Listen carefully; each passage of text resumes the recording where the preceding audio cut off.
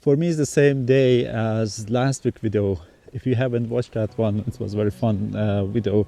I was shooting a lone tree on a hill with dramatic clouds. I was basically making a photograph there. It's the same day for me, so I continued towards a peninsula in east coast of Sweden, 1.5 hour drive north of where I was. This is Holnäs Peninsula, and I've been photographed this place many times in the past. Right now it's 8:30 and the sun is gonna set in 1.5 hour and I have plenty of time.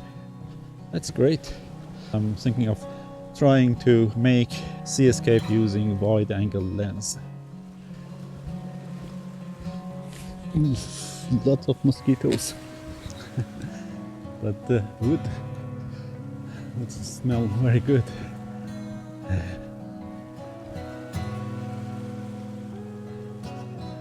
Thank you for taking your trash with you home again. Of course. Oh my god! Look at that! We have got rays over the sea. Wow! Wow! I wasn't expecting that. I have to take out the camera first. I was thinking to take a wide angle shot. Now I probably need the somewhat telelens to take picture of those beautiful God rays, those sunbeams. Let me do that quickly. About 35mm or about 35mm or 50mm. I tried both. I'm at f4 widest aperture. Maybe I should close it down a little bit. Take it again.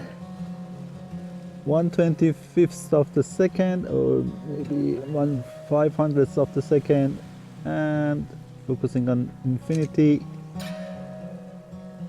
Zooming in a little bit. Well, the beams are kind of gone. They're less strong now.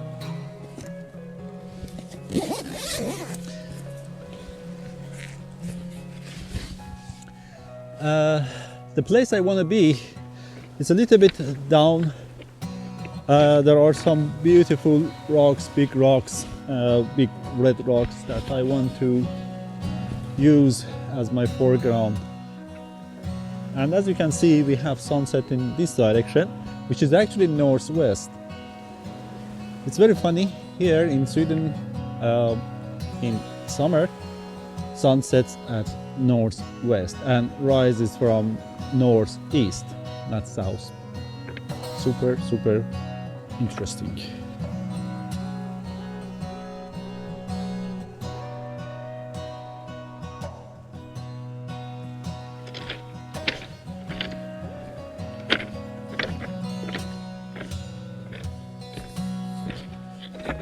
Here we are on the beautiful rocks that I wanted to photograph. If the sun drops between those clouds here, you might get beautiful light on these rocks, and then they become even more red.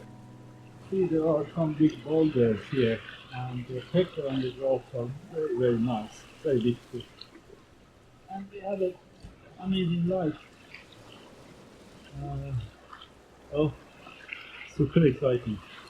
Very good spot to photograph and practice seascape. This is what actually part of one of my workshops that I'm running in winter. If you fancy coming here with me to photograph this place, sign up for my newsletter. When I have this workshop running, you will be notified. This is epic. Better than what I expected to be. I'm using my ultra wide lens, 10 to 24mm, equivalent to 15 to 35 and on full frame cameras. I'm going around by handheld and just shooting and trying composition with these rocks, and especially this big boulder here. I'm going to explain my composition in a second, but while I was doing that, the sun peeked through the clouds and I had a gorgeous light both on the rocks and also with the sun. With f16 I could capture some beautiful sun stars, and the clouds are amazing. They are so nice, so much texture and mood and drama. This is gonna be epic, besides those mosquitoes that are eating me alive. Anyway, let's try this. Oh, by the way, I did it handheld, but I put this the camera into the bracketing mode so I could capture different exposures to be able to blend in, because I'm shooting directly towards sun. I have a lot of dynamic range to deal with, and I cannot do that without HDR merge. Hopefully I can put these images together, because I did it handheld. Now I'm going to try again. For that I need a tripod. This camera is using the tripod now, so I have to remove you from the tripod and put my main camera on the tripod. Oh, look at that. Amazing. Amazing. I hope that the light hits these rocks more, the sun comes out a little bit more, and then I can blend these images together. Let me explain my composition. First I shoot, I was standing on these rocks which has a puddle here, and when I was trying with the handheld shot, oh, the light is out, sun is out, amazing, wow. Super exciting. I cannot, I have to take pictures. Let me close down my aperture to f16 or 18 maybe for stronger sunburst. Anyway, I didn't include this part, this plateau, in my test shots. Now I put the tripod on and I went a little bit, I tried to go low, I tried to go up a little bit. Right now I'm standing on these rocks here. Camera is a little bit higher than the plateau. There are several things I have to consider for this composition. So I have these rocks that comes from the corner and water, and then I have this big rock here, almost right side, a little bit in the middle of the frame, and then I have this shoreline goes back towards the sea, and points back to the sun. Everything here is on the right side of the frame, and then I have the sun on the left side to balance it out. With the wide angle lens, it's very important to make sure that you have a balanced image. Actually, with any image you need to have a good balance. And if you want to learn a little bit more about composition, I have a free ebook you can download. I will leave the link to that ebook in the description of this video, so check it out. The other consideration I have for this scene is these rocks that I don't want to overlap with this big boulder. So first of all, those rocks, if I go too low and too towards the left, like this, they're gonna touch this boulder here. We have some small rocks behind it as well. So if I go to this side, I can hide those, but then there are some more that poke out of the corner of this big boulder. I don't want them to be in my frame either, because I want to have a clean shape for this one. The other thing I was considering was, should I put this the top of the boulder below the horizon or above the horizon? So if I go low, this is something different from when I go up. And because I like the sky with the texture and everything, the sky is beautiful, so it has its own character. I don't want this boulder to interfere with that. So that's why the position of the camera is very important in this wide angle shot. With wide angle, you need to think twice about your composition. Uh, I was using 10 millimeter. Now I changed the composition just a little bit, zoomed into 15 millimeter ish on this lens, and for that I have to move the camera also a little bit to just balance out all the elements I talked about. I see that the small rocks on the left side of this boulder they are actually visible in previous shot, so I might move the camera a little bit and retake those shots. Well, if the sun comes out again, of course.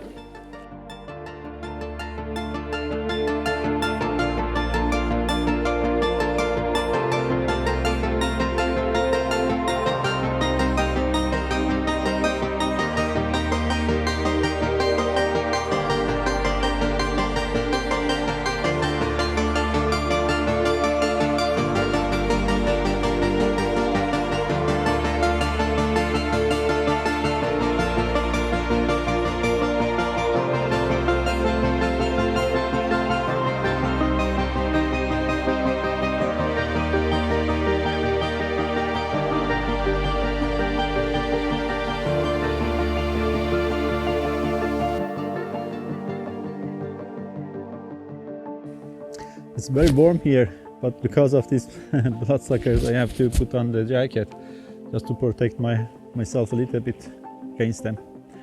There's so many of them. Light is not gonna happen again. The sun is not gonna come out from these clouds that they are coming this way. There are a lot of clouds that actually covered the sun already. So I'm gonna lose the sunset, unfortunately, but for now I have some light bouncing from those bright clouds onto these rocks. I found another composition here. Same process. I tried with the camera handheld to find the composition, and then I put the camera on a tripod and I'm taking the image. More or less the composition is similar. The only difference here is I don't have sun. So what I'm playing now with is water and rocks.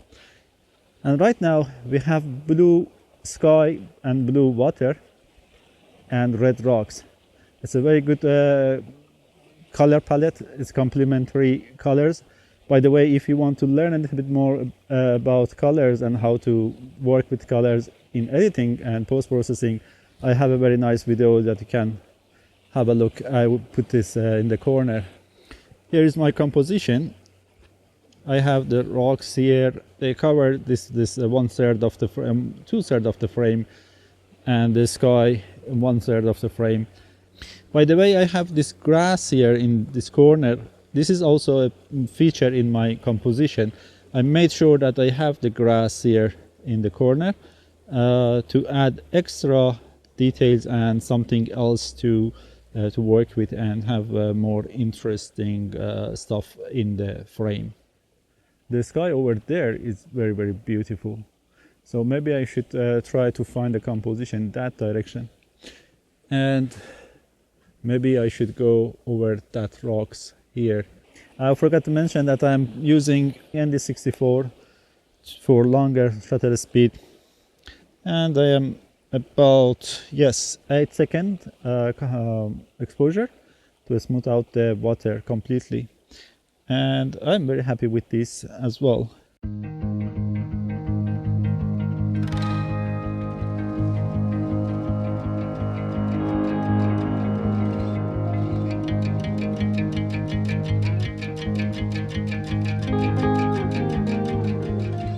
Let me try to find the composition this direction. I'm shooting towards this beautiful pink cloud this direction, towards north, towards west actually, I think. I'm not sure if this image gonna work. I try to use this puddle here as a feature in foreground, and also this green here. Beside that, I don't have a good light on the rocks. They are too detailed, too busy. The sky is beautiful, but the rest of it, I'm not sure. There is a bigger puddle behind me with some reeds in it inside the water. Maybe I will try that one. But as I said, the light is gone, so maybe I will try this anyway. I will sleep better tonight if I try this one. Light is gone and the colors are also faded in the sky. But I tried this composition anyway, just as a reference for future. Probably the main subject is this small little dead tree on the side, but without light this image might not work. But anyway, it's a nice composition, I think. I will try my best in post-processing if I can make this image worth sharing. If I can, then I will put it on the screen. Because I'm very close to this tree, I need it to be in focus, of course, and I want to the whole puddle and everything in here be in focus. So I closed my aperture to f16 and I focused on the other side of the frame, or maybe on the reeds, actually on the middle. And with f16 everything is in focus. I don't need the ND filter anymore. I can take it off. 1 second or half a second exposure is good. I mean, we don't have very strong light, but there is some reflecting light coming from the sky, from where the sun is above these clouds. The sky is bright and it reflects some light to the scene, which might be enough.